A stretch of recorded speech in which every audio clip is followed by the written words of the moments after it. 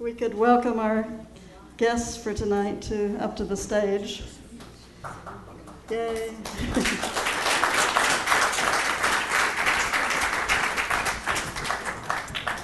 Okay, I am Sandy Schartzer, for those of you who may not know, and I'm with the Marin Peace and Justice Coalition, the main sponsor of tonight's program. And I have been asked by the folks from Community Media Center of Marin that everyone should turn off their cell phones.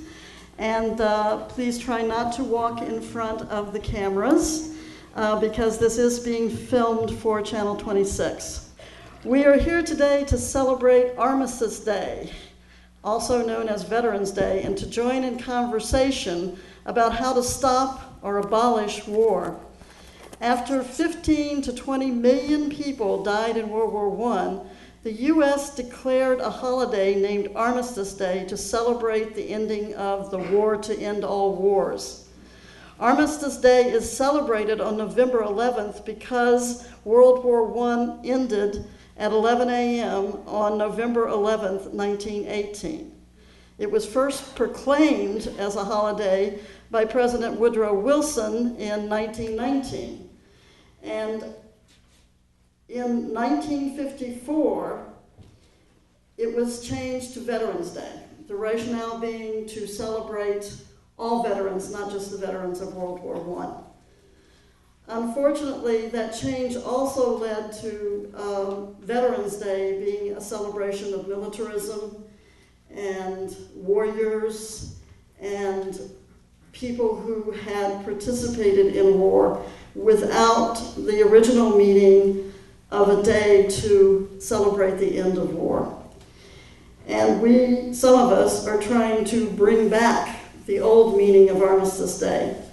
Veterans for Peace calls again for honoring this day as Armistice Day. There is a larger movement in England that's been going on for years to change the focus of their celebrations. Do we have any Veterans for Peace here in the audience tonight? Veterans. Welcome. Do we have any veterans? Thank you. And we have veterans who are not with Veterans for Peace. Thank you for being here. What are you for, Alan? Just to let you know our schedule, and then I'll shut up and let you hear who you came to hear. After this introduction, Medea and David will be giving 10 minutes or so statements, whatever they want to say, and then they will be in conversation with each other about stopping war, the next one, or forever. And at approximately 8:15, we will open up to the audience for questions and answers and comments, and we'll have people line up here, and there'll be a single mic at the end of this aisle. And then we'll have some closing remarks and maybe an announcement or two, and there will be book signings starting at 9 o'clock here in the auditorium. To introduce and also to let you know there are sign-up sheets out in the front if you want to be on the MPJC mailing list, or, and I'm particularly interested in this, if you would like to continue a discussion or dialogue on the subject of abolition of war. Now, to introduce our two guests, which you probably already know somewhat about anyway, David Swanson is the author-editor of several anti-war books, including War is a Lie, When the World Outlawed War, which is about the Kellogg-Briand Act that made war illegal in 1928, an international law still in the books, and also he's the editor of the Military-Industrial Complex at 50. David is both an activist, including in the Occupy movement and co-founding After Downing Street, and a prolific writer both online and off. In 2004, he was press secretary for Dennis Kucinich. Medea Benjamin, co-founder of Global Exchange and the ubiquitous CODEPINK, one of our most successful current anti-war groups, is also an author. Her latest book is Drone Warfare, Killing by Remote Control, and she was co-editor of Stop the Next War Now, Effective Responses to Violence and Terrorism. Her most recent gig was a visit to Pakistan to protest against drones on the ground and support victims of U.S. drone bombings. And so, without further ado, David Swanson.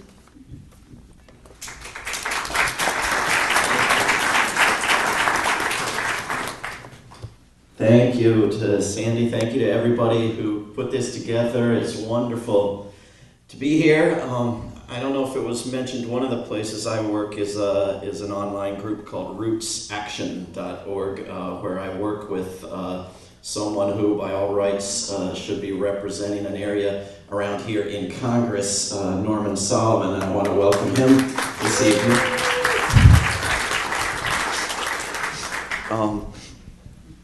Most members of our species that have lived on this earth have never known war, never seen war, never had any notion of war. Most societies that have developed war have later abandoned it. While there's always war somewhere, there are always many somewheres without war. War deprivation, the prolonged absence of war, has never given a single person post-traumatic stress disorder. Most nations that participate in wars do so under duress, as members of coalitions of the willing, not coalitions of the eager. Most nations that engage in wars refuse to use particularly awful weapons and tactics. Most incidents that are used to spark wars are identical to other incidents. I'm sorry?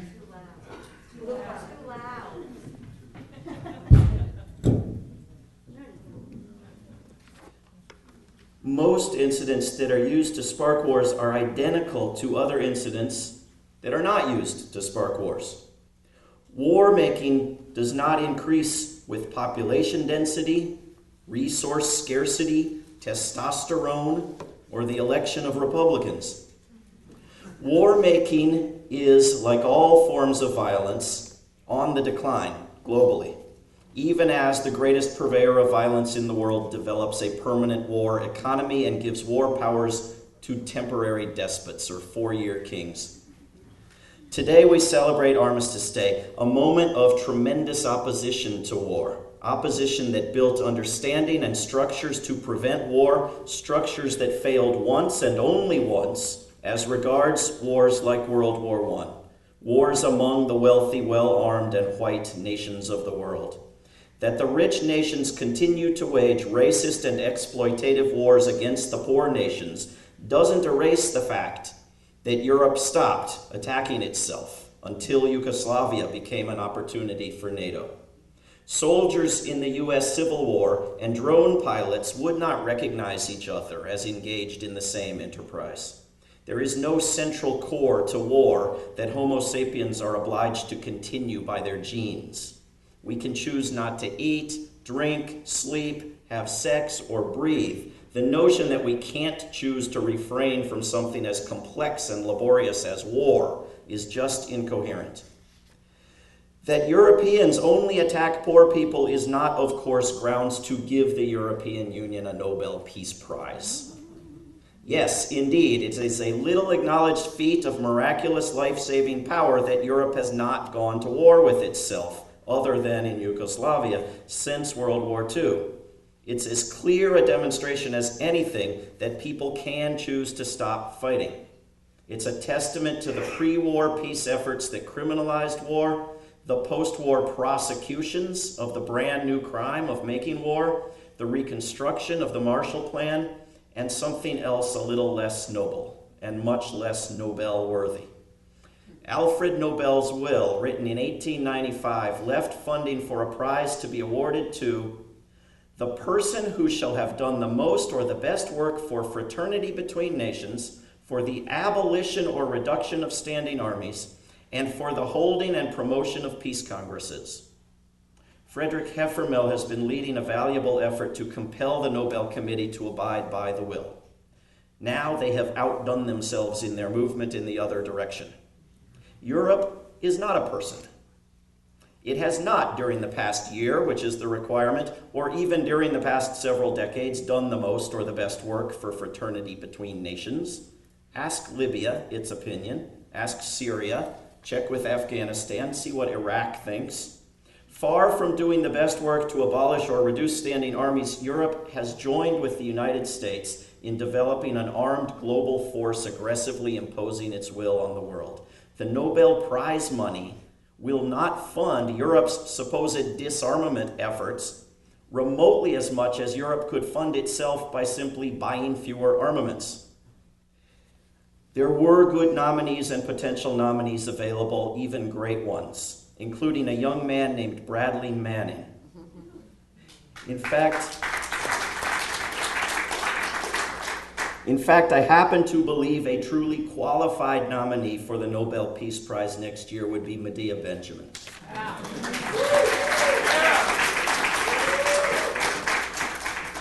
Now, instead of moving in that direction, the Nobelites have almost guaranteed themselves a second ever pro-war Peace Prize acceptance speech. If you do not recall who gave the first one, I will give you a clue. If he were a Republican, we would have posters and bumper stickers denouncing him for it. Was Nobel asking so much, really, when he asked that a prize go to whoever did the best work toward abolishing war? Was Carnegie asking so much when he required that his endowment work to eliminate war? Is it asking too much today for our so-called progressive movement to address the spending of over half of federal discretionary dollars on preparations for the criminal act of war? 94 years ago, on the original Armistice Day, much of the world ended a 4-year war that served no useful purpose whatsoever, while costing the lives of 10 million soldiers, 6 million civilians, 21 million soldiers wounded, an outbreak of Spanish influenza that took another 100 million lives, environmental destruction that is ongoing, the development of new weapons, including chemical weapons that are still used, huge leaps forward in the art of propaganda that are still plagiarized, huge setbacks in the struggle for economic justice, and a culture much more militarized, much more interested in stupid ideas like banning alcohol, and much more ready to restrict civil liberties in the name of nationalism.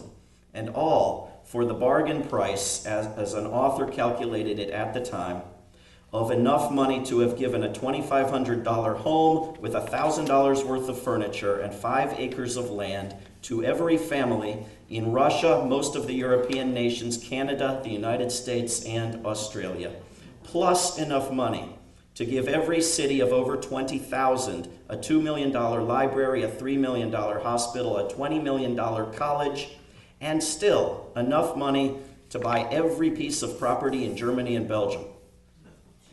And it was legal. It was all incredibly stupid and legal. Particular atrocities could violate laws, but war wasn't criminal. It never had been, but it soon would be.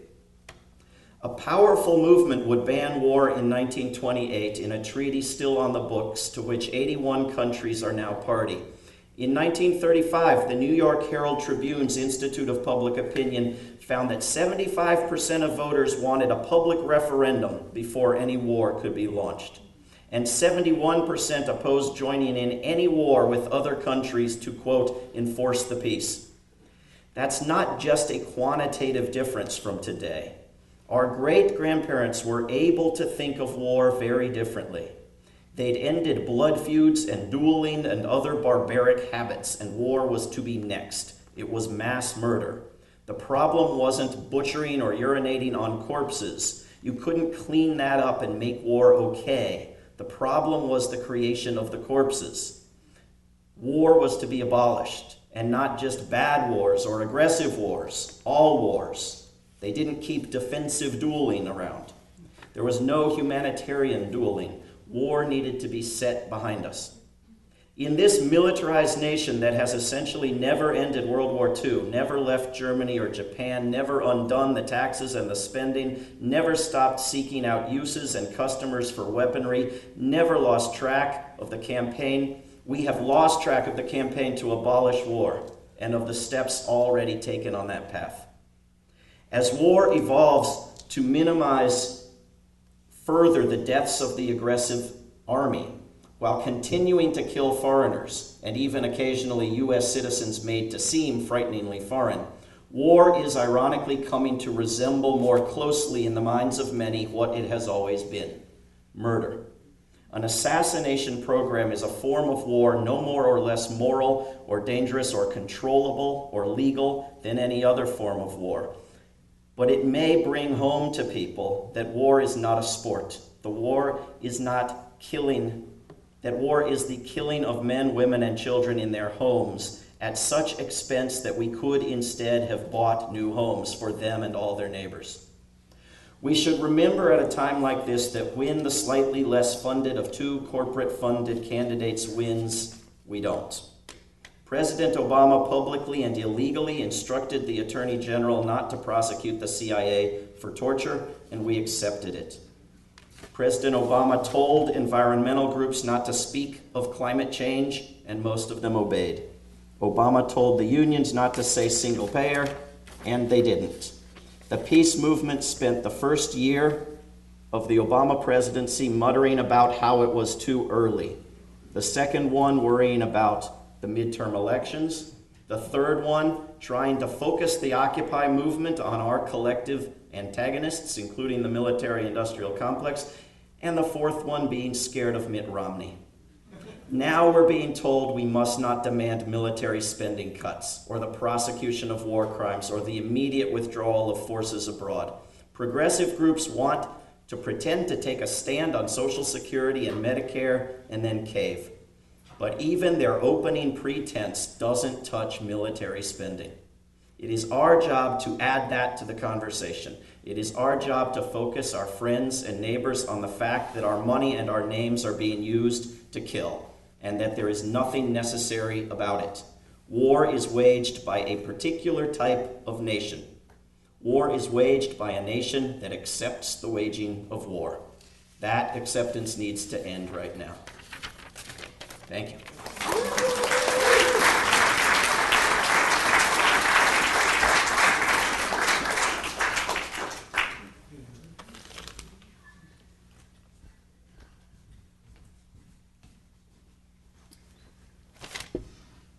Sorry, just a second.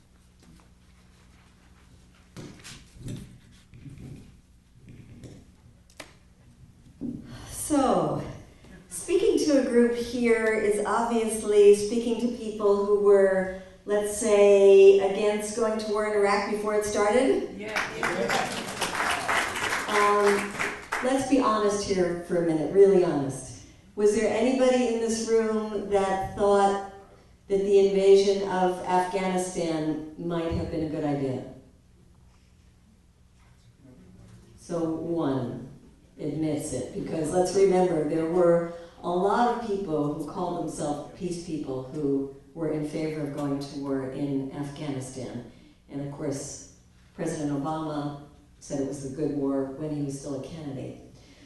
But when we look at where we stand as a nation now, some of the positive things I see are that people who were the cheerleaders for going to war in Iraq are trying to make us forget that they were. They're embarrassed about it. They're rewriting their own personal histories. I see them in Washington all the time where I live now. Oh, I was against the war in Iraq. It's like, oh yeah, I remember when you were sitting in one of those think tanks telling us how important it was to invade Iraq, and we jumped on the stage and said no. Then Afghanistan. The people of this country turned around about Iraq, but they were still in favor of the war in Afghanistan for a long time. And it wasn't until a year ago that those numbers started to really change. And in February, an opinion poll showed that majority of Americans, whether they are Democrat, Republican, Independent, say the war in Afghanistan is just not worth fighting, which is a really remarkable thing because, you know, there's so much of this pumping up of the troops, and if you're patriotic and you support the troops, you gotta support the war where they're still fighting because they're still there and they're still dying. And even with 68,000 troops in Afghanistan and 100,000 contractors there, majority of Republicans are saying it's just not worth fighting. So it was interesting to see the evolution, and we can talk about this more, David, during the elections of Mitt Romney flip-flopping from saying you shouldn't put a timeline for withdrawal of the troops, and then agreeing that it was important to bring the troops home, but that it shouldn't be done quickly, just like Obama was saying it shouldn't be done quickly. We should wait for some magical date, at the end of 2014, like something is suddenly going to happen so that these police and military people that we've been training are no longer going to start shooting us because we won't be there. And that suddenly this tremendous corruption of the Karzai government, that let's remember, most of that corruption comes from us because it's our money that's going in there that is then corrupting local people. Suddenly it's going to be a government that has legitimacy among its people. Let's face it, whether we leave tomorrow or we leave 2 years from now, there's going to be a lot of instability in Afghanistan as the different forces try to sort themselves out, which is why it was very interesting to see the New York Times have an editorial that said, time to pack up, and questioning why we should wait until the end of 2014 to get the troops out. That means there's momentum to push this administration not to wait, because I think we tend to kind of be complacent and say, well, they've already got a date set and that's all in motion. The date set could be that the troops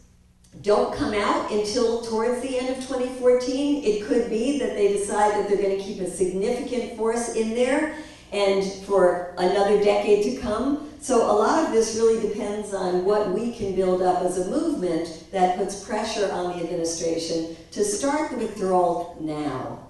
The other thing that I've been focusing on is the drones. And the drones are so important because it's a way to wage war behind the backs of the American people. So Americans don't like their soldiers dying. Americans don't want to invest a lot of money. We can wage war on the cheap. I was told by somebody in the State Department, and that's the diplomatic arm of our government, remember, the drones were a miracle weapon because we don't get killed, because they're cheap, because they're so precise. John Brennan, the counterterrorism chief, had not only called them surgically precise, he called the weapons just and wise. We have wise drones now.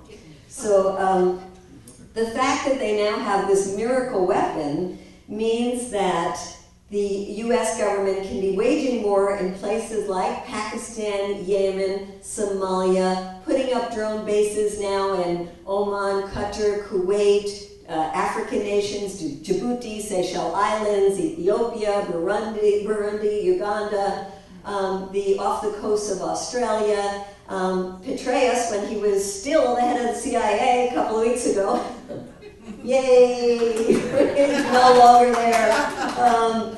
He said that they needed more drones because the vacuum that was created in places in northern Africa, particularly he was talking about Libya and Mali, Libya that we had liberated and then left a vacuum or helped to liberate, and Mali because of a coup, so they needed more drones there. The drone policy has been called by Dennis Blair, who used to be the national security advisor to Obama before they pushed him out because he complained about the drones. He said it was a whack-a-mole policy, a whack-a-mole way. That he said it was something that kept you busy, but it was no strategy. You hit them here, in Afghanistan, they go to Pakistan. You hit them in Pakistan, they go to Yemen, you hit them in Yemen, and Somalia, and so on, and so on, and so on. What it's great for is a war machine. It's great for people who make business out of war because it means that there's perpetual war. And we have the latest Orwellian taste of that in a wonderful, not wonderful, actually a horrible article that came out in the Washington Post about a week ago talking about the disposition matrix. Did anybody see that? I mean, really Orwellian kind of thing. That the counterterrorism chief, John Brennan, with the other sectors of the security state have come together with this database of how are we going to get people on our kill list, add to that kill list, not only now and next year, but for the next 10 years to come, and how are we going to dispose of those people. So they are laying the basis for not just this administration, but for the next administration and the next administration. And in the process, what they're doing is taking the whole idea of this very old-fashioned thing that there should be something called the War Powers Act, that Congress should have something to do with waging war, out of the hands of Congress, because when you use these weapons like drones, Americans don't die. That's not war. and taking it out of the hands of the judiciary when it comes to even attacking American citizens, because they're using drones to kill American citizens overseas, saying that there is no need for any kind of judicial process when it comes to killing Americans overseas. When the FBI chief was in front of a hearing and was asked, well, if you can kill American citizens overseas with drones, why can't you kill them? Can you kill them in the United States with drones? And he didn't say like, oh, of course we couldn't do that. He said, I don't know. I'll have to get back to you on that one. So the drones, while they're a particular piece of technology, they're a very scary piece of technology because they allow some of these things to happen that just puts tremendous power in the hands of the executive branch. And I think as we move into the discussion, what I want to look at is how do we get the public interested in these issues? Because let's face it, the strong movement that we had under the Bush years just shriveled away when Obama came into power. And I'm sure what happened in Marin is the same as what has happened all over the country. You used to be able to get lots of people out to demonstrations or to go hound elected officials, and now it's handfuls of people that come out. So how do we build? And that is really the question before us. Some people here were at the Green Festival this weekend, and David Hartzell and I were just talking about how exciting it was to hear speaker after speaker, no matter what issue they were talking about, if it was the environment and the crisis of climate, or if it was people talking about immigrant rights, or the crisis of the student debt issue, issues around how are we going to deal with the need to turn the economy around and start creating jobs. There was a real sense of, okay, Obama's in there another 4 years, let's not give him a honeymoon this time. And these are the very same people who gave him a honeymoon the last time. So they're talking differently now, they're getting the audiences excited about it now, and I think we have a real opening. Now, are we as the peace movement going to just whine and complain, oh, we're a bunch of old people, the young people don't care about these issues? Or are we going to start really engaging young people? Are we going to start really engaging people of color? Are we going to start finding allies in other communities that we can build up alliances? That is what's in front of us. And I think we can seize this moment. I think we can make those kinds of connections. I think we can find allies where we wouldn't have found them in the last 4 years. So I say the moment is ours to seize, and let's talk about how we're going to do that. Thank you.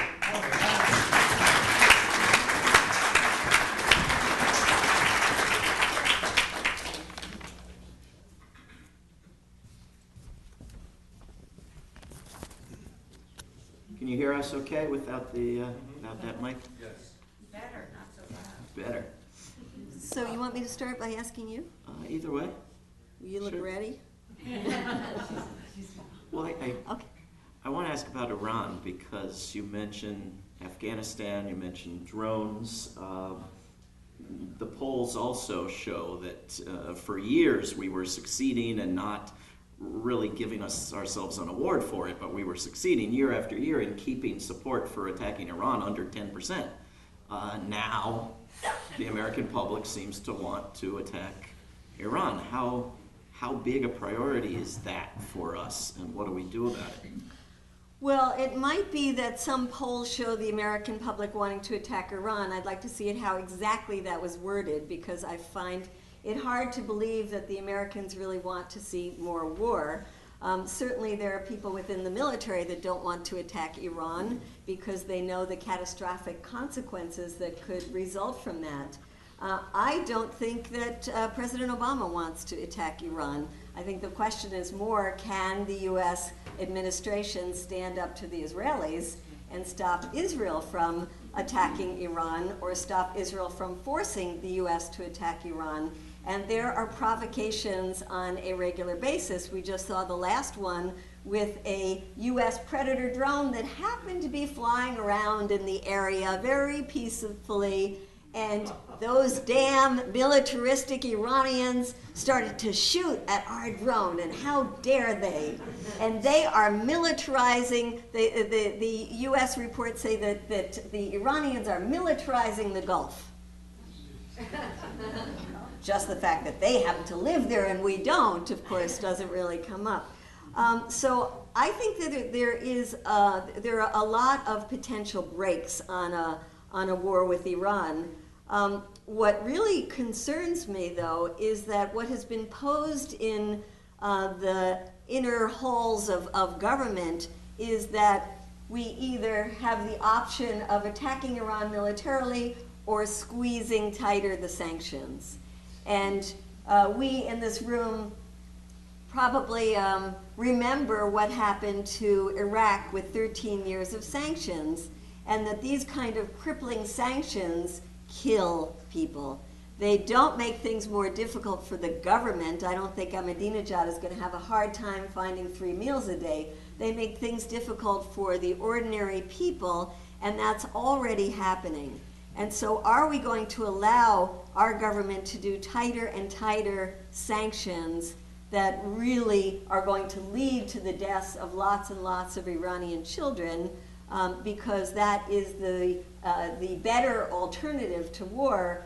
Or are we going to be able to build up opposition to both crippling sanctions and war? And that is a question I ask David Swanson. Well, I'm not going to give you a prediction, but I think that is exactly what we have to do. I think we have to create our own media, our own means of communicating the fact that there are alternatives, because we have people being told, these are your choices. This is the acceptable range of debate. Wipe Iran off the face of the earth all the way over to impose sanctions that kill lots of Iranians. I mean, you have this straight from the mouths of members of Congress. The purpose is to make the people suffer, to make the Iranian people suffer, whether or not that's based on the stupendously stupid idea that that's going to lead to an overthrow of the government rather than nationalistic support for the government. So do we need to create our own media outlets that we don't have yet? I don't know, because I think when the lies took us into Iraq, you had really brilliant people imagining that this was something new, that never before had a president lied about a war, which is why I wrote this book, War is a Lie, about every single past war that I could find, and every single one of them was based on lies. But I think that when Iraq happened, a lot of people started saying, oh, some wars are based on lies. I'm going to have to pay attention to every new war and see, is this one honest or not? And other people moved to rejecting all wars. And for years, they were trying to sell us a war on Iran in a very similar way to the war on Iraq, and people were saying no. And that seems to be slipping. There seems to be this acceptance. So one question is, do we continue to try a peace movement whack-a-mole approach where we oppose each new war as it comes along? Or do we, or in addition, do we try to bring people to the understanding that all war is murder and needs to be done away with, which requires that we not just criticize the most obviously horrendous atrocities in a particular war, but that we address the glorious morality of World War II and so forth. And how do we deal with the wars that they don't sell us with lies or in any other way, because they never tell us about them, the special forces that are in 70 countries on any given day? How do we as a movement deal with what isn't even under discussion? When we, at some point it would be nice, David, if you talk about the Vets for Peace delegation to Iran, because I think it's a good example of the kinds of things that we can do. But I wanted to talk to you about how the peace movement in this larger framework of trying to convince people that we don't need to go to war, how do we talk about the military? You are working now for Veterans for Peace. I am, yeah. And I think it's been very difficult over these last 10 years for the peace movement to come to grips about how to talk about, think about, work with people inside the military, people who have left the military. And I wonder how you do it. For example, let me just give a little, get your response when you go on a plane and they say, okay, first we will ask our military in uniform to come on first and thank them for their service. And everybody starts clapping. How do you feel? How do you deal with that? And then on the larger question, bring it out, the peace movement that likes to put veterans in front of our marches because we say they have more legitimacy to speak on this issue. You know where the kinds of issues I'm bringing up. Well, the reason that I joined Veterans for Peace as an associate member, who's not a veteran, and I think you're an associate member too, is that it is one of the best organizations out there opposing all war. Just as I support and have supported for a decade CODEPINK, despite not being a woman, because there's no everybody against war organization. So you have to join the women's one and the veterans one because those are the groups doing the work. And I do not cheer for veterans or active duty soldiers in airports or anywhere else or on Veterans Day. I tell them that I don't want to disrespect you as an individual, but I am opposed to war and I'm not going to celebrate it and encourage it. And I don't treat them with pity because I'm sorry for what we've done to them, but I think that it's a complicated matter because we don't want a peace movement that's limited to veterans. We don't want veterans at the front of every peace effort. We don't want this notion that you have to go to war before you can oppose war, with which many people actually think. And I've been in panel discussions and debates where people have told me everyone should be in the military before they can be in Congress, and everybody should be in the military before they can be in the peace movement, which is absolutely absurd. No one should be in the military ever again, period. But there are veterans who are very, very good at opposing war and very clear in their statements against it and very powerful in denouncing it as people who have been there and very dedicated to the cause. Up in a town that's sort of part of Seattle, Washington, yesterday, Auburn, Washington, they had a Veterans Day parade and Veterans for Peace was refused permission to march because they were not relevant to the goal and purpose of the parade. Relevant were a Corvette club, a flower club, the Kiwanis club, every group in town was more to the point than Veterans for Peace. So Veterans for Peace and the ACLU sued and won, and they got to march.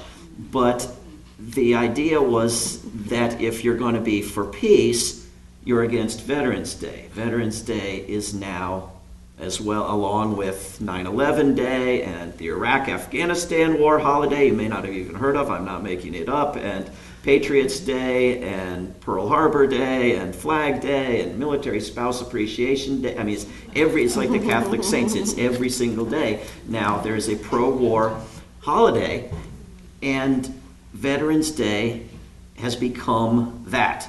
And this idea is used to stifle activism to war, to frame this stupid debate so that if you don't worship those fighting in wars, you oppose them as people. And it's childish and it's reprehensible. It's a form of propaganda that is, it's not all that persuasive to most people. It's just relentless. It's just constant. The Veterans Appreciation Week and month that you'll see if you turn on your television on sports events and the rest of it. So I think that the greatest service to veterans is to stop producing more veterans. That we need to treat everyone respectfully. But Los Angeles announcing that veterans don't have to pay parking tickets anymore. What about the people who try to avoid the wars that are going to produce all the veterans that are going to cease paying their parking tickets? I mean, it's just insanity, and I think it's become worse than the flag or the music or the evil foreign demon as something to hide behind. And I think that Veterans for Peace does a tremendous job of refusing that. I mean, one of our members, Scott Camel, was on CNN this year, and this was when everybody was being asked, how outraged are you about the urinating on the corpses and the cutting off the fingers and so forth? And they wanted him as a veteran to say to the public, to the viewing public of the United States, you are not entitled to be offended at the behavior of our troops because you're not a troop. And he refused to say it, and he said, I don't give a damn if they urinate on a corpse. I want to know why they produced that corpse, what we're doing there in the first place, and why we imagine that war is a civilized tool for public policy. And they were at a loss for words for 5 minutes, and the debate moved.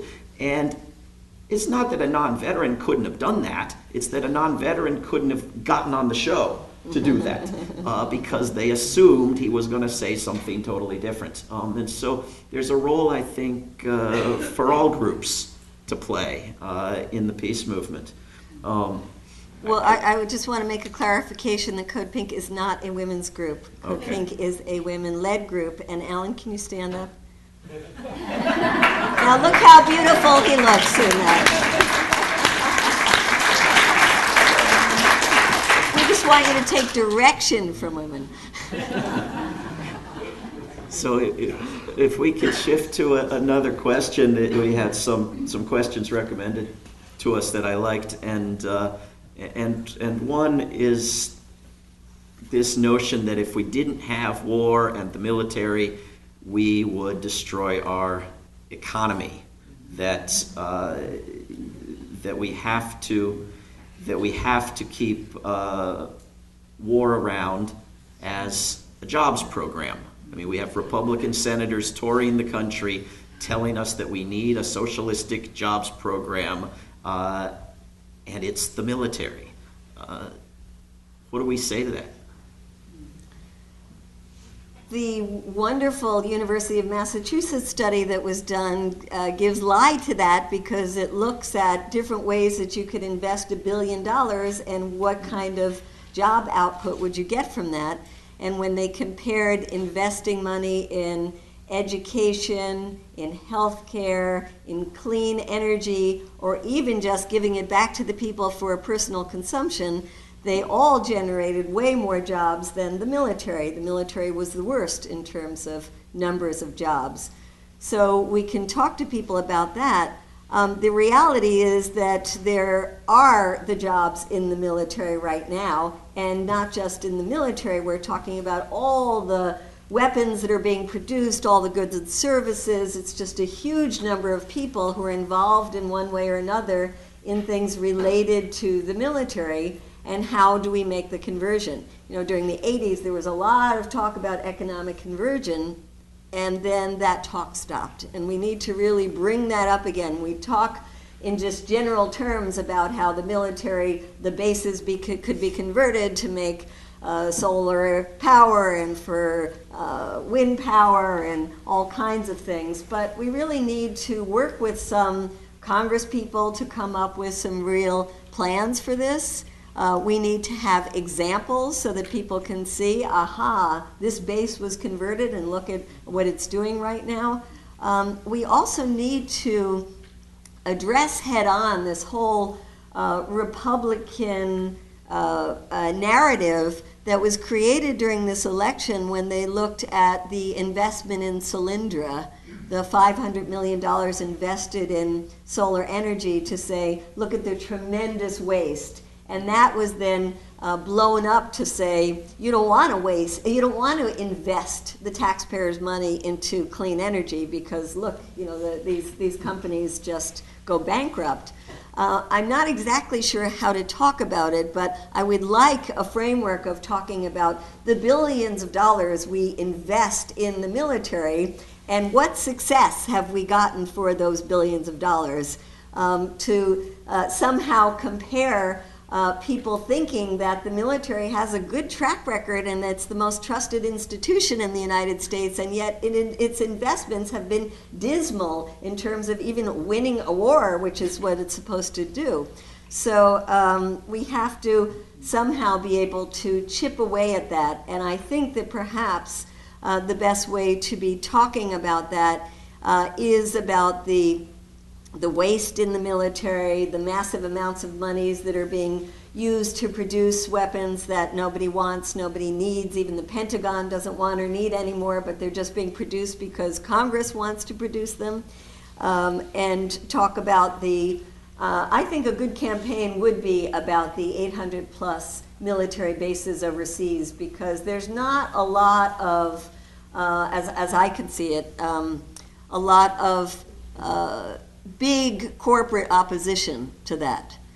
It seems one where we could get a lot of agreement among the public that there's no reason for us to be, quote, protecting Germany or still be in Japan, especially when so many of the Japanese people have been trying to get us out of there. I think we have to take on specific aspects of the military and try to whittle away at it from that perspective. I completely agree. I think, I was interested in that study of how many more jobs and better paying jobs you get for the same number of dollars in education, in energy, and so forth, but even in tax cuts for working people, so that military spending is worse than nothing, right? It reduces jobs. And so you have real people working at real jobs in every congressional district, making the same weapon in little tiny pieces in 85 places. But you would have more jobs if you did nothing, if you gave that money back in taxes, and you would have many more jobs if you spent it usefully. I think the anti-basis campaign has additional huge advantages in that we have allies in the countries where the bases are, who have been winning in Puerto Rico, in the Philippines, and elsewhere, and who are often better organized than we are. You look at this School of the Americas campaign that's going to protest yet again in Georgia next week, and they haven't closed the thing down, but they've been talking all these countries into ceasing to send any students there. And I think to the extent that we can work with the periphery of the empire while bringing what power we can in coordination with international groups to the heart of the empire, we may be able to see some successes. I wonder how, though, we can build a bigger coalition here. We are almost all white. Most people in the peace movement are at least as old as I am. How do we develop the kind of coalition we need? And when I look at the types of groups that I think ought to be taking on the military, they aren't doing it. So the civil liberties groups look at the torture, the assassinations, the imprisonment, but they won't touch the military spending. The environmentalist groups look at every destroyer of the environment except the biggest one. The immigrants' rights groups won't take on the wars that produce the immigration and then suck in the new immigrants to go fight and die in the wars. The groups that need the money for housing, for education, for everything good and decent in the world are afraid to take on the institution that has all the money. Why can we not, and how can we begin to build a broader coalition? I think we have to go back to those groups and start all over again, asking them to come out in some ways, one way or another, for significant cuts in the Pentagon money or opposition to the continued war in Afghanistan and the drone wars, or whatever is the issue we want to bring to them.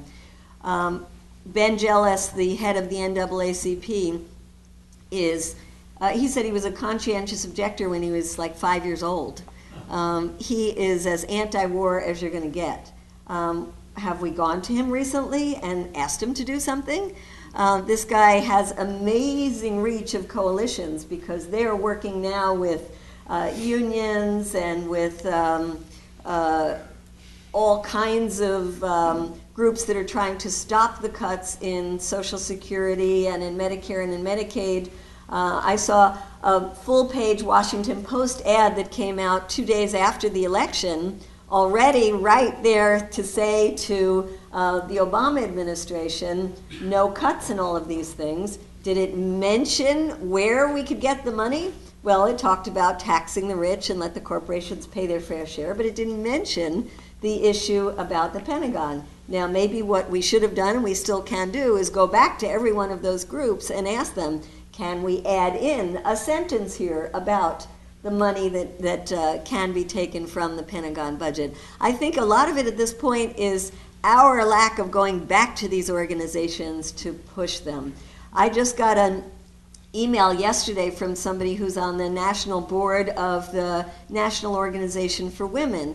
And this is one of the organizations that's been very reluctant to speak out about Afghanistan because don't want the Taliban to come back and women would be in a worse position than they are now. And so they have been going along with the wars, just like the Feminist Majority and some of the other national women's groups. And this woman said, okay, Barack Obama's just gotten reelected, time to really take this issue of war head on, and I'm going to work at the national level of the board. Will you work with me?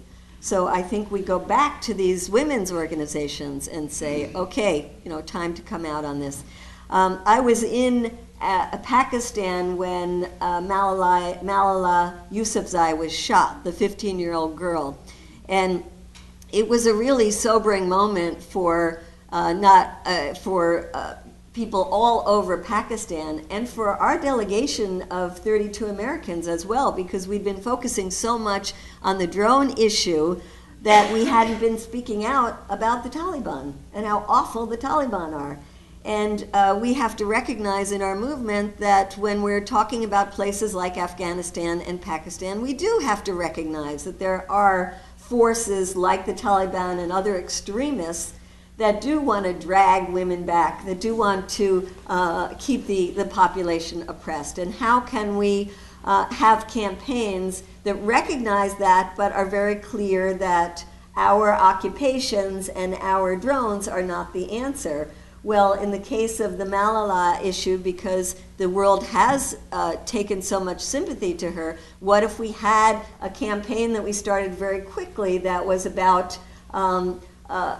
schools, not drones, and went into the schools and got young kids to be raising their pennies, but with the political message. It's not only that we're going to help these Pakistani kids, and it came out, the government said that they have a program that they want to extend, and now they feel so much pressure because of the world attention on Malala that they want to have every child in school in Pakistan by 2015.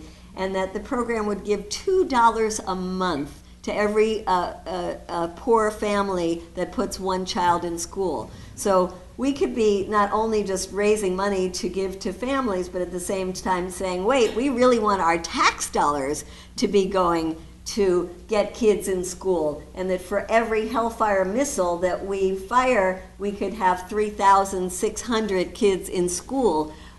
So I think campaigns like that, where we're really reaching out to young people, as you say, it's so hard to get young people involved in our movement.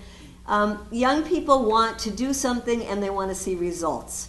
They don't want to hit their heads against the wall like we have been doing for the last 10 years. And if we can say to them, okay, in your campaign to end drones, you are also going to be sending kids to school with every $2 you raise, that's exciting for young people.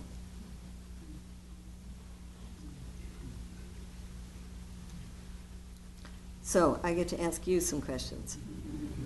Or do we, and when do we want to open it up? Maybe we should do that now. We have another 10 minutes. Oh. 10 minutes.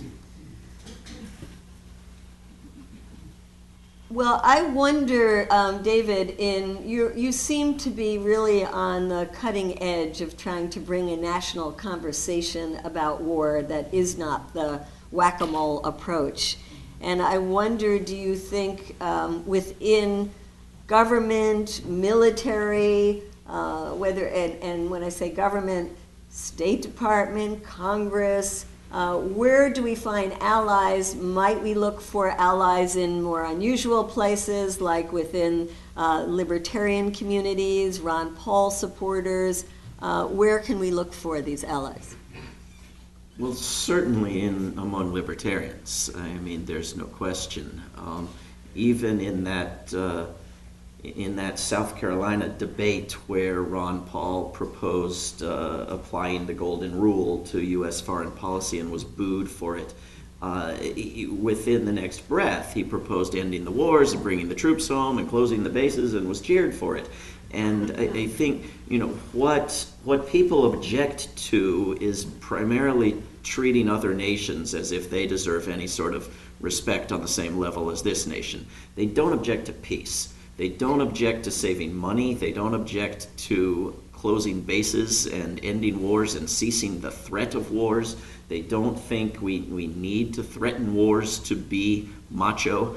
And we have allies all across the political spectrum when it comes to ending wars. And some will talk more about the blood and the death, and others will talk about more of the financial expense. But whether we agree with each other on other issues or not, we want to end war. I went to that debate among 4 presidential candidates who weren't the other 2, and you had a range from Jill Stein and Rocky Anderson, who want to make everything a human right and cut the military in half immediately, to Gary Johnson and Virgil Good, who want to eliminate taxes and eliminate schools and eliminate everything. And all 4 of them, complete agreement, huge applause, and complete agreement with the vast majority of Americans. Cut the military, end the wars, end the threats of war, restore our civil liberties, end the Patriot Act and the spying and the assassinations and all the drug wars, all of these topics that were not even in the debates among the other 2. And so we don't know unless we go and look, but we do, I think, need to be willing to build uncomfortably large coalitions with people who agree with us on a particular matter, even if we disagree with them on schools. And if we were to cut 80% out of the military and still have the most expensive, biggest military in the world, which ought to be good enough for any country if we weren't out there making others hate us, and we were to put half of that into useful spending and half of it into tax cuts, half of it to please us and half of it to please the libertarians, I think that would be an improvement over where we are right now. I mean, if we took $750 billion and put half of it into a green energy campaign to save our atmosphere and create jobs and educate our young people and rebuild our infrastructure, and we put half of it into tax cuts, not for Mitt Romney, but for the rest of us, that would be fine with me. And I think those kind of deals, when you look at the peace movement in the 1920s that failed at disarmament conferences, failed at the League of Nations, failed at 18 different proposals for a decade, they finally had peace negotiations, meetings, and written negotiations and settlements between the wings of the peace movement, right, between the isolationists that we might now call libertarian and the internationalists, and they came to compromises and agreements, and they pushed through a treaty that banned war that we don't bother to tell anybody about anymore, because they had formed that large a coalition, and because the military-industrial complex barely existed yet, and many other reasons in their favor. But I think we certainly need to look for allies there. But wait, can you both look for allies within the people who want to bury government in the bathtub, and at the same time be reaching out to the union movement and the environmentalists and the students that want affordable college education and the people that we might be more in line with in the social issues? Aren't these two groups that would totally clash? Well, I don't think necessarily. I think that movement in the 20s had people who thought that banning alcohol would save the world, and people who thought that banning alcohol would destroy the world. And they worked in that movement together. I think that if you could have huge amounts of money taken out of the military and half of it go into useful programs, we could have top quality education for free from preschool through college. And the fact that some people were getting tax cuts too, I don't think would diminish that as a positive thing. I mean, if we understood that we were going to have more jobs and a stronger economy, and the fact that we were not going to be antagonizing the world and killing children was an added benefit, I think that we could build the kind of coalition that really I think we're going to need. And I don't know that we have to go to Congress first on everything. There are cities working on conversion efforts. There are groups working on turning air bases into solar panels. And if we can move some of those forward at the local and state level, we can start to spread the awareness that it benefits the economy, that we get jobs by pulling away from this military jobs program. Well, I would say that we have to go on a more local level because we're not going to get anywhere with this Congress. Because when you look at where the discussion is with the fiscal cliff and how both the Republicans and Democrats are going along with this idea that we cannot let the sequestration go forward because the cuts in the military would be so drastic that they would jeopardize our national security.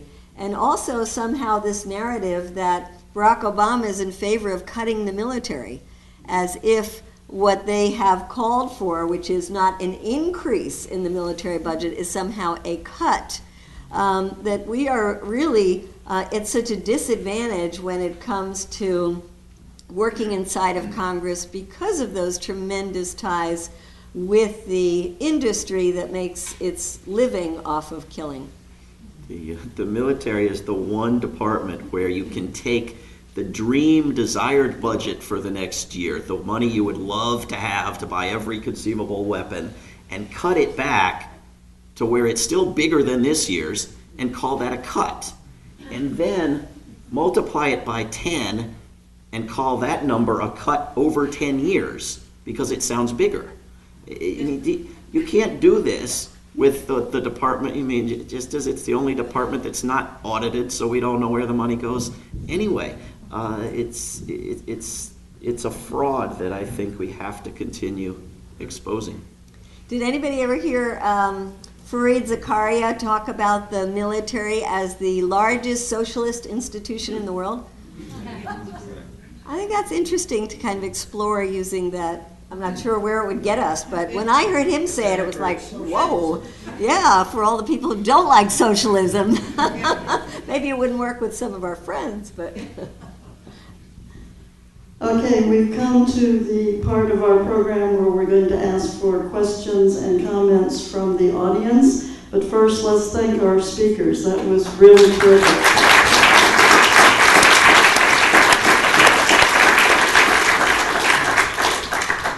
And by the way, when I was preparing for this program and looking back through some of my old files, I found a couple of stories from December of 1990 when our Senator Barbara Boxer came to Olney Hall right here and held a forum on the first Gulf War, the first Iraq War, and it drew a crowd of 500, they said. This hall is supposed to hold 400, so it was people standing and sitting in the aisles. And as I have often thought in the past, war is really good for the anti-war movement. And if we just have a war again, we'd probably have a lot of young people out as well as us older folks. But that's not a good answer, and so I've really appreciated, and I hope you have too, that we're getting down to some nitty-gritty here in the discussion about how do you really organize, how do you really be effective, not just feeling good and going out and waving some signs, but actually what is the work that has to be done that's not always so romantic. So anyone wanting to make a comment or ask a question could line up here. And we would ask you to keep your comments fairly brief. And thank you.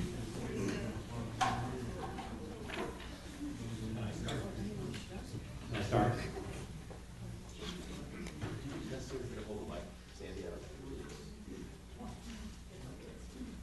So I'm Dan Monty. I'm the only guy who raised his hand about Afghanistan.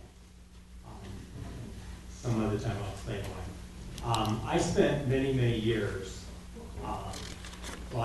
Vietnam, I was an anti-war activist, but in South Africa, or Southern Africa, and Central America, I had found myself advocating for people's right for liberation, fighting. So I can't call myself an anti-war activist in that I want to abolish all war. I mean, I think the United States should abolish waging war in the rest of the world.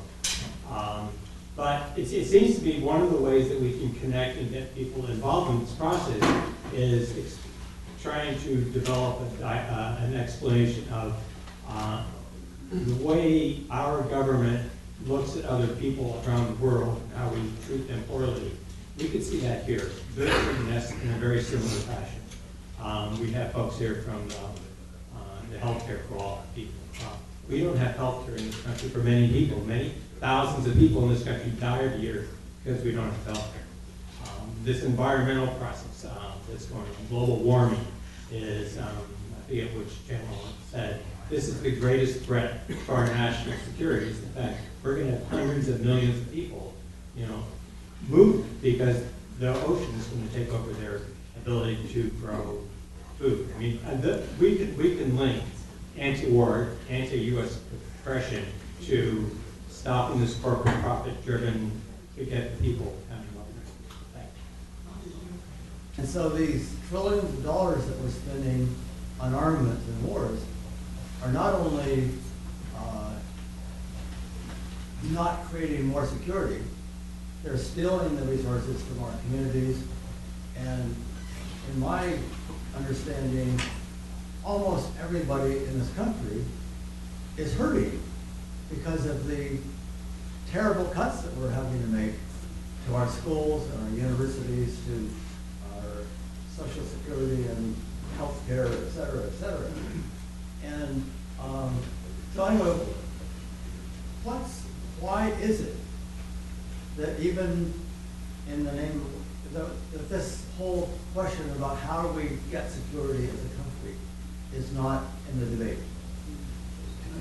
And then a comment that I have that I'd be interested in your response to. In California, for instance, have not only cut funds for schools and universities and community centers and job training and closing our parks, etc. If we were to figure out all the cuts that have been proposed or have been made in California and figured out how much money that would cost one day of the war, for instance, or maybe it's 5 hours of the war, and ask our government to propose to the federal government, the people of California are demanding that we stop the war for one day.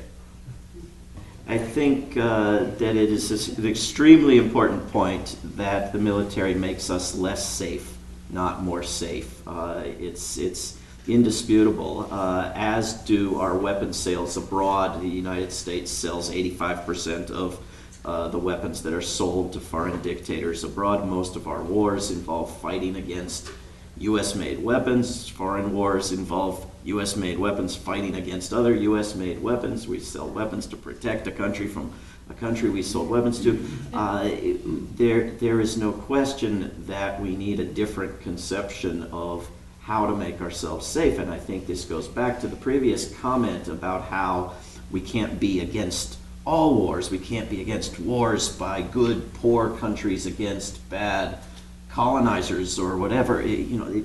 Yes, we can, because nonviolence succeeds far more often, lasts far longer, and war spreads like a cancer, and it is very hard to get rid of it. I think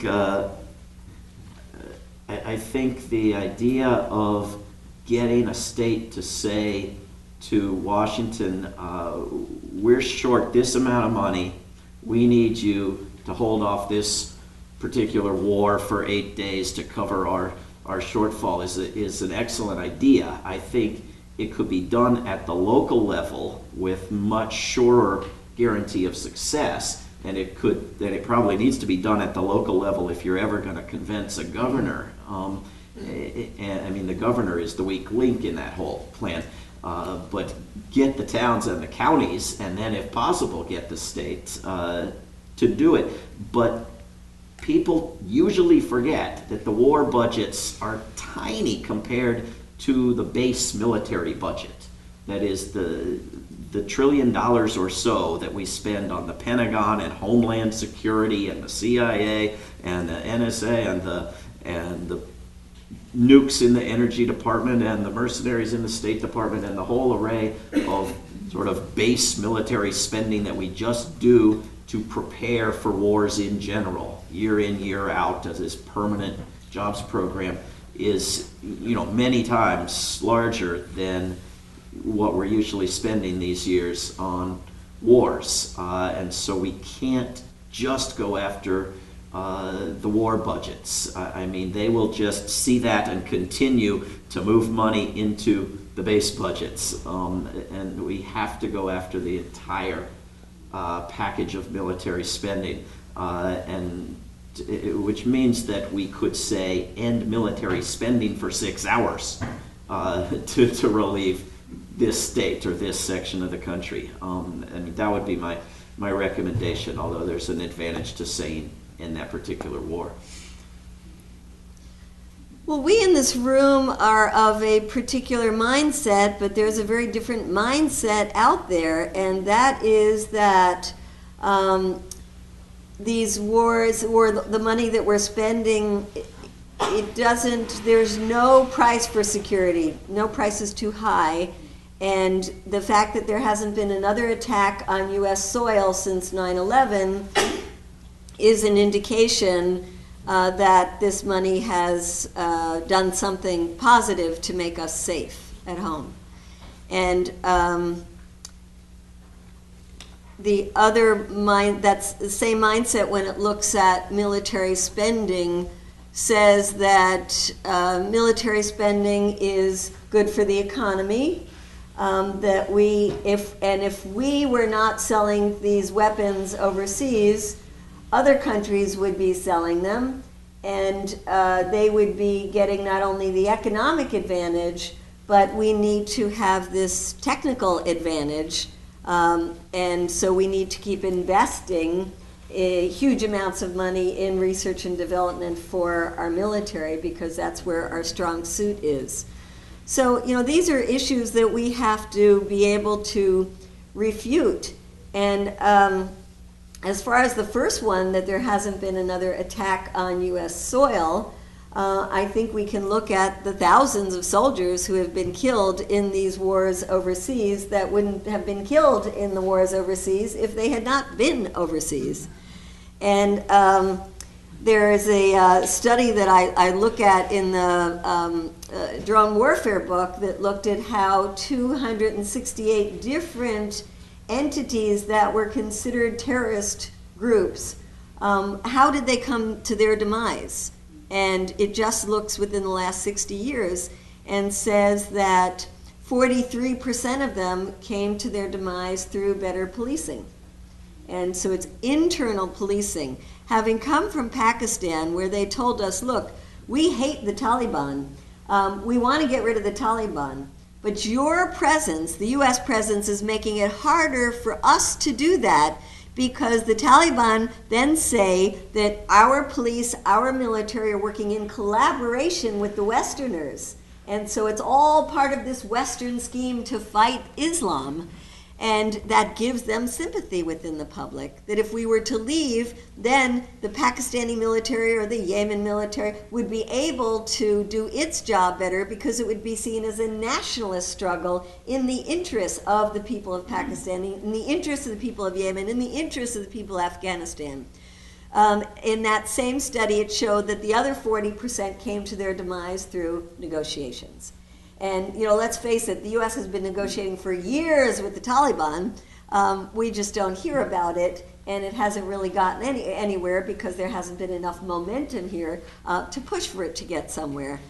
In Pakistan, there's tremendous debate on whether you can negotiate or not with the Taliban. And it was very interesting to hear some of these women's groups that we met with who said, you cannot negotiate with the Taliban. Every Taliban is a bad Taliban. There's no such thing as a good Taliban. And then other people who we were with, like Imran Khan, who is a cricketer turned politician and has made the drone wars a big issue of his, says, of course you have to negotiate with the Taliban because they exist and they are part of our society. And you try to divide and conquer, and you find the Taliban who are more amenable to negotiations, and those are the ones you talk with, and you split them up. You say, anybody that thinks it's okay to kill a 15-year-old girl, we're not talking to you. But anybody who thinks that that was a horrible thing to do and you still call yourself Taliban, let's start negotiations. So I think we have to provide some kind of alternatives, some kind of examples, and oftentimes I think we get too stuck on saying, just get out and let the chips fall where they may, rather than giving ways to shore up civil society in other countries, the democratic forces in other countries, and working towards real alternatives.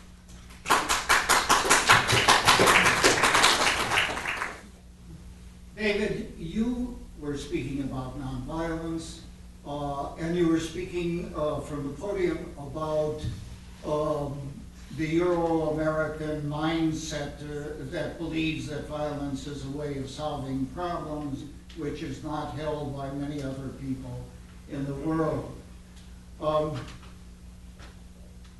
It was about 10 years ago that Dennis Kucinich asked MPJC, actually it was Lynn Bosey, told us about this name we had never heard before, wanted to come to speak with, here in Marin, in this hall, in 5 days, actually, and then he wanted to talk about the Department of Peace. Well, you've indicated that you've been working with Dennis. I'm wondering what's happened to the idea of a Department of Peace, which in his view, I think, was a department of nonviolence. It meant trying to overcome bullying in the schoolyard, spousal abuse, and violence against people of color and people of color on people of color, the whole schmear.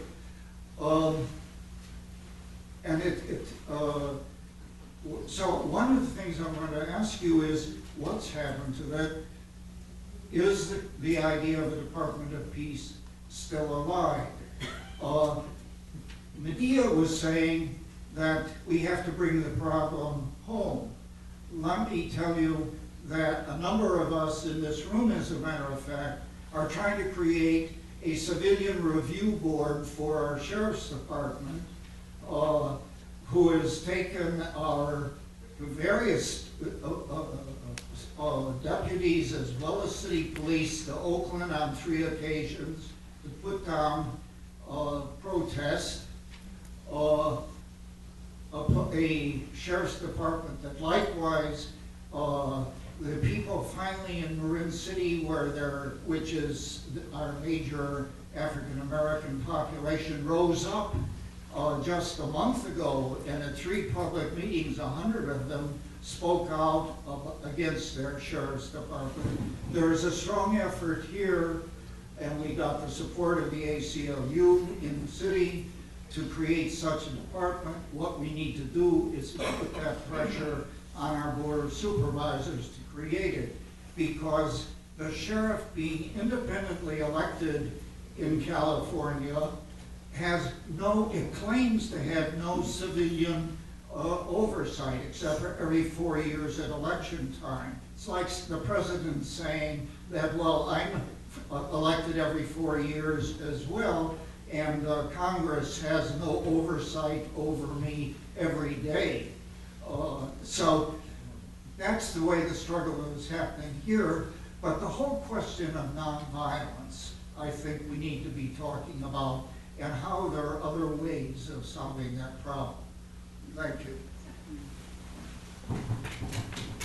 Well, on the Department of Peace, I think it's a wonderful idea. I would love to see it happen, and I think the connection of war with every other variety of violence as something to be countered in as a total package, I think is very worthy of pursuing. I think there are a number of ways in which it could fail or be less than what it ought to be. Many of these other types of violence are declining. Even globally, war deaths are declining. But within our own society, there are fewer fist fights, less spousal violence, less violence to animals and pets and children, and violence in some ways is declining. But we have become a war machine. And if we were to develop a Department of Peace that focused on all those other kinds of violence very well and went after bullying, but didn't consider what we do to Iran to count as bullying, and steered away from that controversial little type of violence we call war, it would be another U.S. Institute of Peace, which we already have.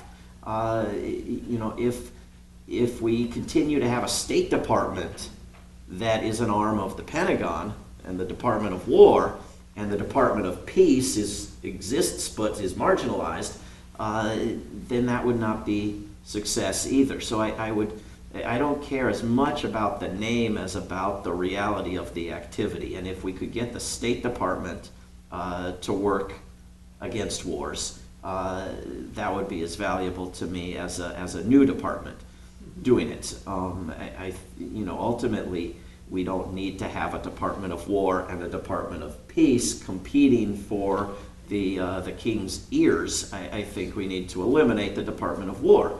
But if we can set up departments of peace at the state level, which some people have been working on as well, and this is still an idea that's very much alive, maybe we can eventually get there. Just the campaign of talking about what it would be and setting groups up talking about what it would be starts to make it a reality at the local level. Just to take off on what David said of what the State Department has become, and if the State Department were doing its job, it would be like a Department of Peace, because it would be looking for creative ways of doing diplomacy. You look at Susan Rice at the UN. Have you seen any creative use of diplomacy from Susan Rice? I mean, she's not as bad as John Bolton was under Bush, but my goodness. When we were in Pakistan, we met twice with the acting ambassador. The ambassador had just left, Cameron Munter, and one of the comments he made to his colleagues was that he was, as an ambassador, asked to sign off on kill lists. And he never thought he was going into the diplomatic corps to sign off on kill lists. So look what we have done to our ambassadors and our State Department.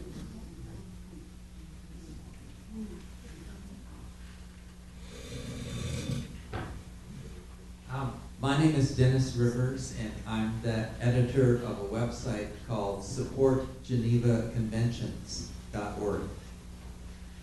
In your earlier discussion, you talked about how the United States was drifting in this direction of waging war without congressional approval through using drones and the whole special forces distributed around the world, that all of that was slipping outside of the reach of Congress.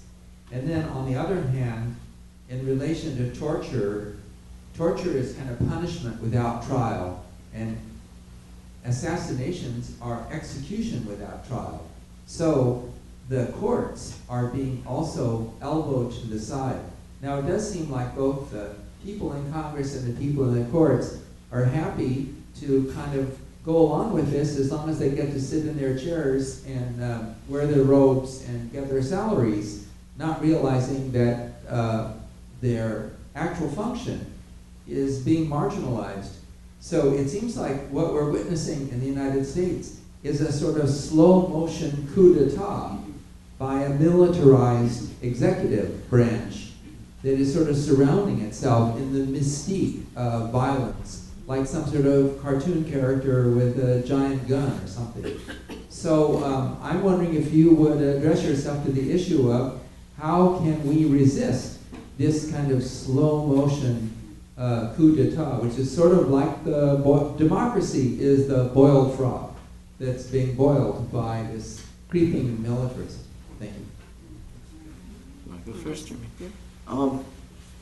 When we said Bush and Cheney must be impeached, people said, you just hate Republicans, you don't like his accent, you're mean and nasty, you're not for peace, you want to punish someone. And we said it's not true. We have no ill will toward these men. If we do not stop them, we will set a precedent for everyone who comes next. And man or woman, Republican or Democrat, they will expand these abuses and make them even worse. Very safe prediction, demonstrably true at this point. We had practices that were still scandalous when Bush was president, of lawless imprisonment, of torture and rendition, of wars without quite congressional approval. At least he still bothered to lie to Congress and get some sort of authorization. That's gone by the boards. We now have a president who, with executive orders and now in some cases congressional legislation, has done away with habeas corpus entirely, has established the right to torture as needed, the right to rendition, the right to imprison without charge or trial, to spy without warrant at greater extent than we were outraged under Bush, and to send special forces and secret agencies into war and drones into war without congressional knowledge or oversight whatsoever. And this is now accepted in a bipartisan way, established by multiple presidents, and is going to be very, very hard to get rid of. And these are the abuses for the American citizens I'm talking about. These are the abuses for the people that we slaughter the rest of the world in defense of. And so, you know, the rights of others are that much lower. We have to reimpose accountability, prosecutions, and impeachments, which should not be limited to Democrats who have sex. They should be used for the highest of abuses.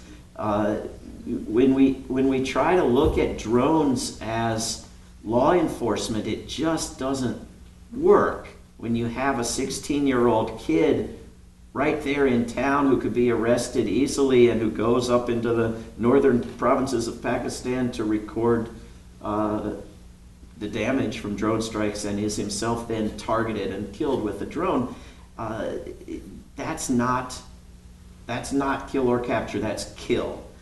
Just as they've dropped the pretense that bin Laden was kill or capture, it's kill. And there are about a dozen of those type raids, kicking indoors and killing somebody every night. You cannot imagine that all dozen people tonight deserved execution without charge or trial. And when you try to look at drones as war, it doesn't work either. There's no battlefield, there's no recruits, there's no armies in a sporting contest. We're sending robots to destroy families' houses, and they are there on the battlefield with their hands tied behind their back. And so it doesn't work in either way. And so to the extent that you can enforce the Geneva Conventions and build support for the Geneva Conventions, I'm all for it, only with the caveat that we don't want to end up with war that complies with the Geneva Conventions. We want to end up without war. Yes. And we should stop the malicious slander of the poor frogs. Because when you drop a frog in cold water and heat it up slowly, the frog is smart enough, unlike a human, to jump the heck out of there. And when you drop the frog in the boiling water, it dies. And we impose on other species our stupidities. So let's be fair. Just one comment on that. You know, it's hard for us to have access to the courts. We don't have a lot of ways to be able to interact with them. But our congressional representatives, we're supposed to have more ways of doing that. And the fact is that Dianne Feinstein is our representative in this state, and she is the head of the Intelligence Committee, and she is the one that is allowing the CIA to run amok and turn from an intelligence agency into a paramilitary death squad. So we have to do something, and I put out a challenge to you Mariners to come up with a creative way of focusing on Dianne Feinstein and tell her to do her job, to start holding a commission within the Senate to look at the CIA run amok and to do something to rein it in.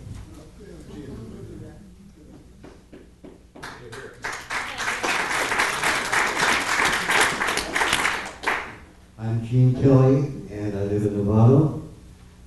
And I have thought long and hard for many years about war. And I have been dismayed to see that war throughout the generations of this nation has been glamorized. And also war is used as a symbol of patriotism, when I consider it quite the opposite.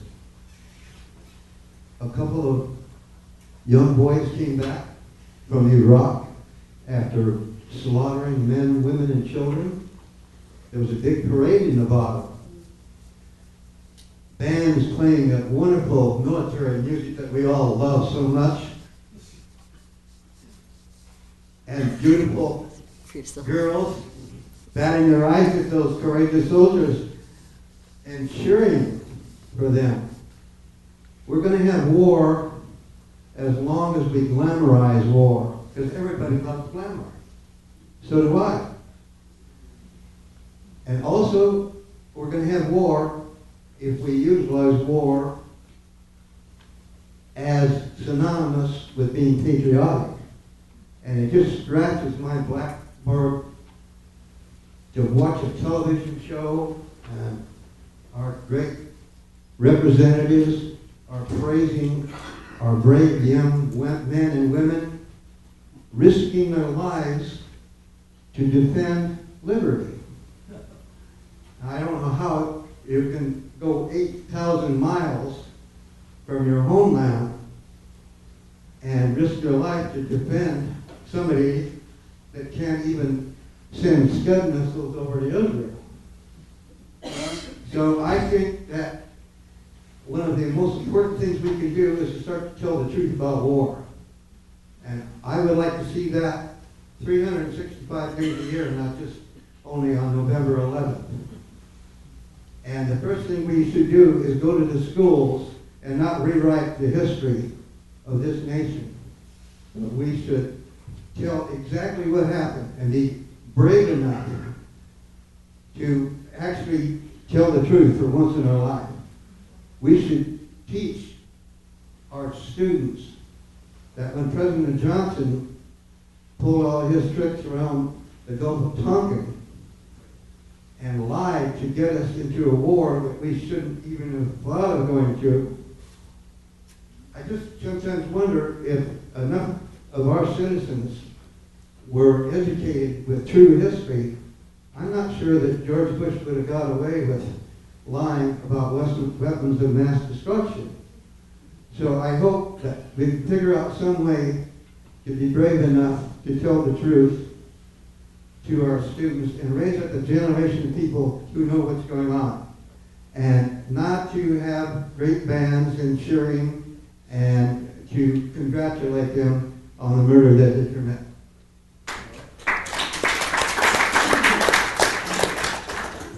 Do you want to say anything? I think we should get a couple more comments. Take another comment or two and then we'll... Hi, my name is Ken King. A couple of things. One thing, I really agree with you. We need to build coalitions, because we don't build coalitions, we are absolutely lost. And now is the time to build those coalitions.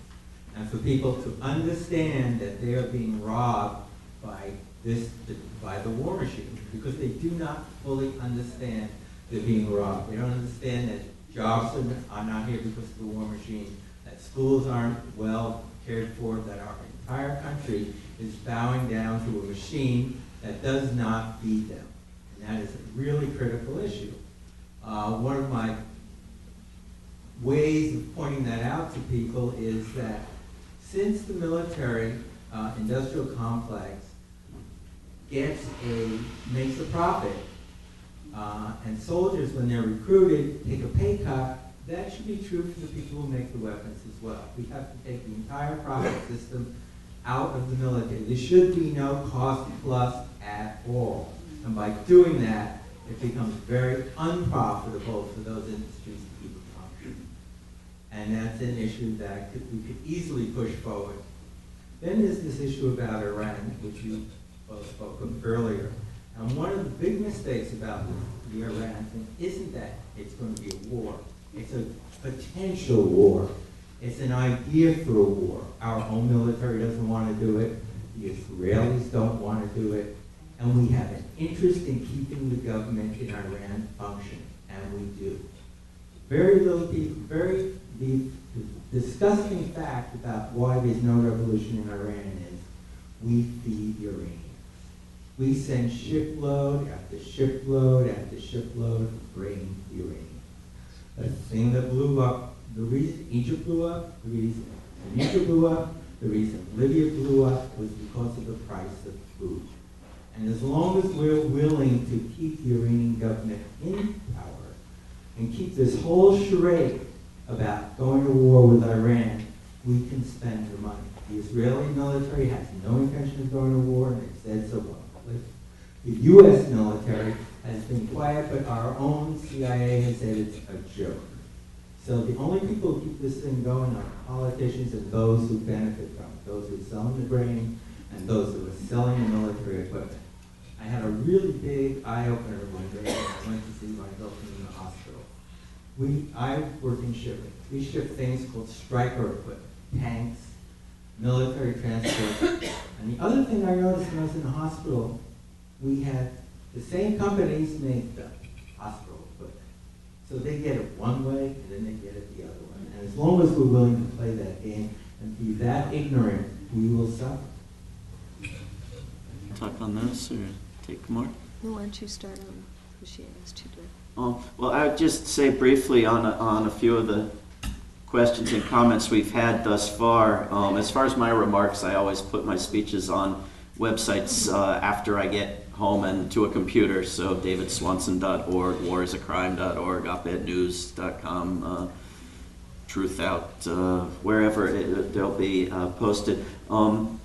There's a book we produced 2 years ago, that green book over there called The Military Industrial Complex at 50, where we brought together people from all these potential arms of a coalition that could take on the military industrial complex. And one of the speakers was a guy named Bruce Levine, who's sort of shunned by the rest of the community of psychologists, but who is opposed to the over-drugging of kids, and who looks at the factors that reduce activism in our country, including drugs and education and television and incarceration and so forth, as factors that we need to alter if we're going to have the sort of activist movement that we need. And I would add to that we need to counter the most ludicrous but the most powerful piece of propaganda our government pushes on us all the time, and that is the belief in our powerlessness. Politicians have become extremely skilled at pretending we have no impact on them, at pretending we aren't affecting their behavior, that they aren't noticing us even. We have in George W. Bush's memoirs the top Republican in the Senate coming to him and telling him that they need to get out of Iraq, that they're going to be voted out of town, and not denouncing us as pinkos, ignoring us, pretending we don't exist, pretending the peace movement isn't there at all, which is incredibly powerful. But every old memoir you read by peace activists, there's certain things that crop up every time. Their best friend worked for the FBI. The government was paying far more attention to what they were demanding than they had any idea. And they were holding demonstrations outside the White House, imagining it was having no impact, and then reading the notes from within the White House and seeing that they changed policy. And if they'd known it at the time, they would have had 3 times the crowd there the next day. But they should just know it all the time, because it is always true that we have a big impact, and they pretend we don't. With regard to a comment about the way troops are honored and so forth, John Kennedy wrote to a friend of his that until the conscientious objector is given the respect and prestige that the soldier is given, we will have wars. And I would add to that, until the soldier is no longer given any of it, we will have wars. Yesterday at an event over in Walnut Creek, somebody asked me, what if we had mandatory Peace Corps service? And I said, well, I don't know about the mandatory part, but what if we had billions of dollars dumped into promoting the Peace Corps as heroic, glorious bravery, and when people came back from the Peace Corps, we honored them in the airports? And what if we did all of that sort of stuff that we do to the soldiers? And not just the Peace Corps, but nonviolent activists. What if the people who went to Tahrir Square and came back were honored for having done much braver and much more useful work than the soldiers? The thing is that I don't want us to have to wait decades to find out there was no Gulf of Tonkin incident, or to dig up the Lusitania, or to dig up the Maine, or to find there were no weapons of mass destruction in that country or this country after all.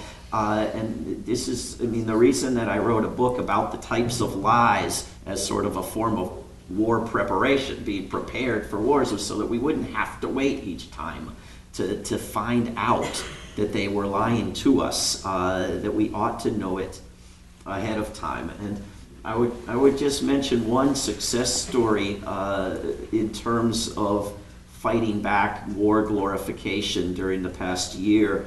RootsAction.org, a group that I work for, got a bunch of other peace groups together, and eventually 10 Nobel Peace Prize laureates joined in this effort. There was one notable exception, and demanded the end of a program that was put on NBC called Stars Earn Stripes, where members of the military and B-level celebrities competed in the game of war, and shot at empty fields and blew up empty guard towers and kicked indoors and shot cardboard figures, and then talked about how they almost died and what fun it was to be in a real war. Some of these people could go sign up if they actually wanted to be in a real war, and they never seemed to notice that there was no enemy there, no opponent, no victims. It was like dramatization of U.S. news coverage of our wars, where the people of the country don't exist. And there were protests every day at NBC in New York, and there was endless emails and bad press. and the show is gone, and Wesley Clark was not included in the Democratic Convention, the host of the show, and may not be heard from again. And we have to continue fighting when they come up with some worse than we imagined form of war promotion. We have to push back.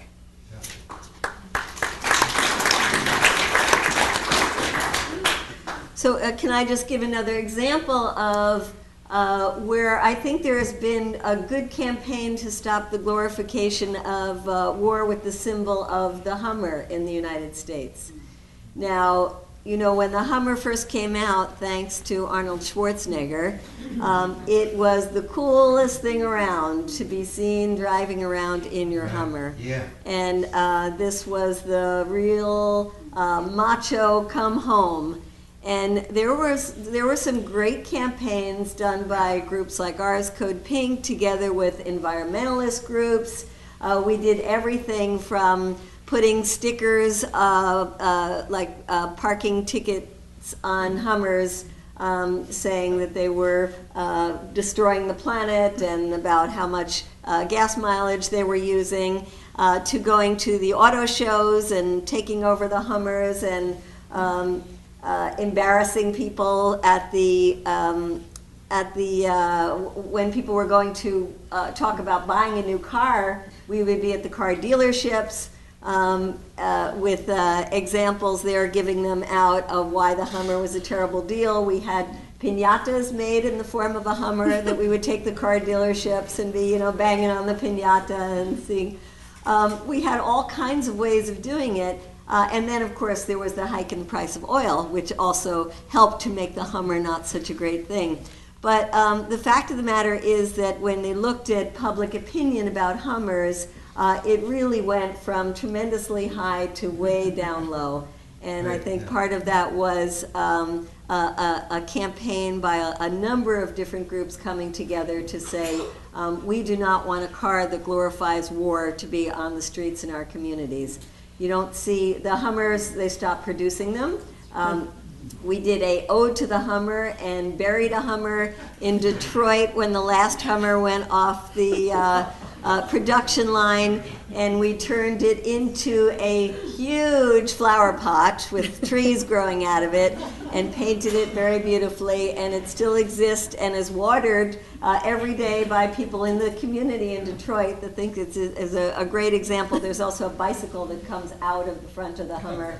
But you know, these kind of things, we can embarrass people that try to give us symbols of war in our own communities and come up with creative ways to fight that.